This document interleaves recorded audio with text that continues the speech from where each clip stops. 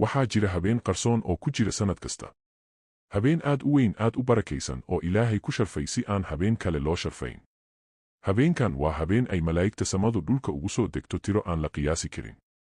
Habeenkan waa habeen uu Ilaahay ku sheegay Qur'aanka inuu ka khayr badan yahay 1000 bilood. Ka fikir arrintan hal daqiiqo.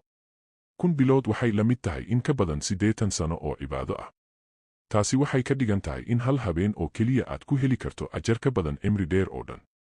Habeenkan wuxuu bilaabmaa marka qoraxdu dhacdo wuxuuna dhammaadaa marka waaberigu soo baxo. Saacadahaas yar dhexdeeda ayaa Ilaahay ku shubaa naxariis, barako iyo fursad qofka noloshiisa beddeli karta. Laakiin nasiib darro, dad badan ayaa habeenkan ka seexda. Qaar kale waxay ku qaataan hadal aan faa'iido lahayn iyo mashquul aan wax qiimo ah lahayn. Iyagoo aan ogayn in albaabada samadu furmaan, malaa'igtuna dhulka ku soo degto. Habeenkan waxaa la yidhaahdaa Laylatul Qadr. Si aan u fahanno habeenkan, waa inaan dib ugu noqonaa bilowgii sheekadiisa. Sannadku wuxuu ahaa 610 miilaadiga. Bisha waxay ahayd Ramadaan. Buuraha ka sarreeya Makka, gudaha god yar oo ku yaal buur la yidhaahdo Jabal al-Nur, nin ayaa keligiis fadhiyey. Ninkaasi wuxuu ahaa Nebi Muxamed, naxariis iyo nabadgelyo korkiisa ha ahaato. Wuxuu ahaa 40 sano jir.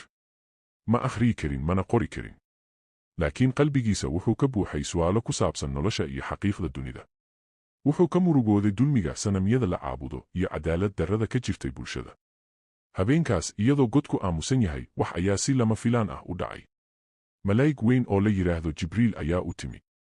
Jibriil wuxuu ku yidhi hal eray, akhri. Nebigu wuu cabsiiyey oo wuxuu yidhi, ma ihi qof wax akhriya. Markii saddexaad ee malaa'igtu ku celisay amarka ayaa erayadii ugu horreeyey ee Qur'aanka soo degeen. Akhri magaca Rabbigaaga ee abuuray. Wuxuu abuuray bini'aadamka wax ku dheggan. Akhri, Rabbigaagana waa kan ugu deeqsisan. Taasi waxay ahayd bilowgii Qur'aanka. Waxayna dhacday habeenka Laylatul Qadr. Qur'aanku wuxuu ka hadlay habeenkan si gaar ah. Ilaahay wuxuu yidhi, annagu waxaan ku soo dejinnay Qur'aanka habeenka qadarka. Maxaa ku ogeysiin kara waxa uu yahay habeenka qadarku? Habeenka qadarku wuxuu ka khayr badan yahay 1000 bilood. Habeenkaas malaa'igtu waxay ku soo degtaa dhulka iyagoo wata amarada Ilaahay. Waxaa la qoraa qadarka sannadka soo socda, risqiga dadka, dhacdooyinka waaweyn iyo waxyaabaha nolosha ku dhici doona. Habeenka Laylatul Qadr waa habeen nabad ah ilaa waaberiga. Nebiga Muxamed wuxuu faray muslimiinta inay raadiyaan habeenkan 10ka habeen ee ugu dambeeya bisha Ramadaan, gaar ahaan habeenada tirada keligooda. Sababta habeenka saxda ah loo qariyey waa in dadka lagu dhiirigeliyo inay cibaadeeyaan habeenno badan oo aysan ku koobnaan hal habeen oo keliya. Habeenkan waxa ugu muhiimsan ee qofku sameeyo waa inuu Ilaahay u jeesto qalbi daacad ah. Nebiga Muxamed wuxuu baray Caaisha ducada ugu muhiimsan ee habeenkan la akhriyo. Allahumma innaka afuwun tuhibbul afwa fa'fu anni.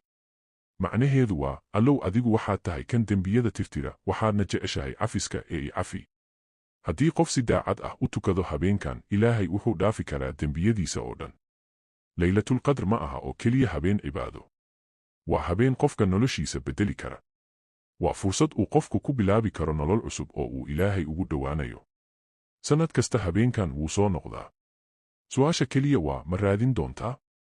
Waxaa laga yaabaa in sannadkan uu yahay fursaddaada ugu weyn. Waxaa laga yaabaa inuu yahay habeen noloshaada beddeli kara. Haddii aad habeenkan ku cibaadayso qalbi daacad ah, waxaa laga yaabaa in hal habeen uu kuu noqdo ajar ka badan cimri dheer oo dhan. Allaha nagu gaarsiiyo Laylatul Qadr, hana naga dhigo kuwa ka faa'iidaysta barakadeeda. Amiin.